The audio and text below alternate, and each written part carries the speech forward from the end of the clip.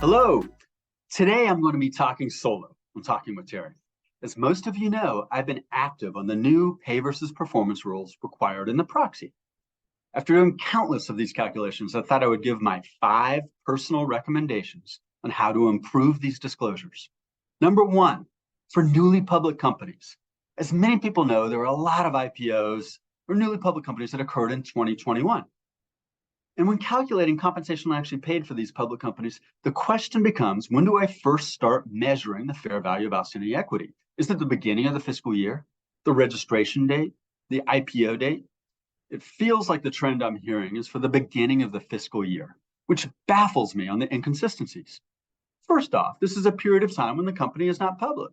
Secondly, the TSR comparator is expected to be started on the first trading date, which creates a disconnect between CAP and TSR. I've enjoyed spending time with Ben Burney of Exequity and his opinions on this, which I completely agree with. Number 2, also with newly public companies, it's common that pre-IPO equity will require a liquidity event and no actual accounting expense is recognized until an IPO occurs. However, all service requirements may have legitimately been complete. It seems odd that the full value of this award is being recognized into the current year compensation actually paid, even though it may have been outstanding for many, many years. In this fact pattern, too much value, too much compensation actually paid is being dumped into a single year. A similar thing occurs when modifications occur that add vesting to an award, such as a repricing. Number 3, one individual year of compensation actually paid, for example, 2022, doesn't tell you much because the calculations are path dependent from the beginning of the fiscal year. The more compelling data point is the 3-year cumulative compensation actually paid compared against the 3-year cumulative summary comp table and the excess or shortfall between those two numbers. And the data will get even richer as the disclosures go to 5 years going forward.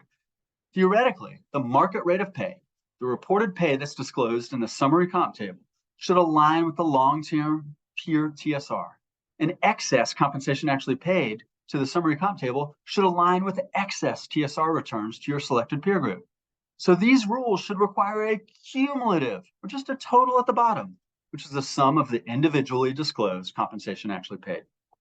Number 4, all of the reports that are now in the proxy are too much. Currently, there are 4 reports: the summary comp table, the outstanding equity as of the end of the year, the grants of plan-based award tables, and now the pay versus performance table. I think we could take these 4 reports and consolidate them into 3 or maybe even 2 reports with improved transparency.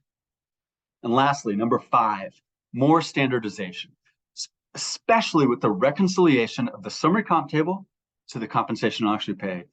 One of the amazing downstream benefits of these new rules will be the XBRL tagging that is occurring.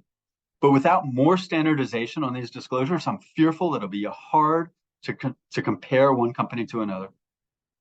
So those are my 5 recommendations. Anybody else have a complaint or a recommendation for the PVP tables?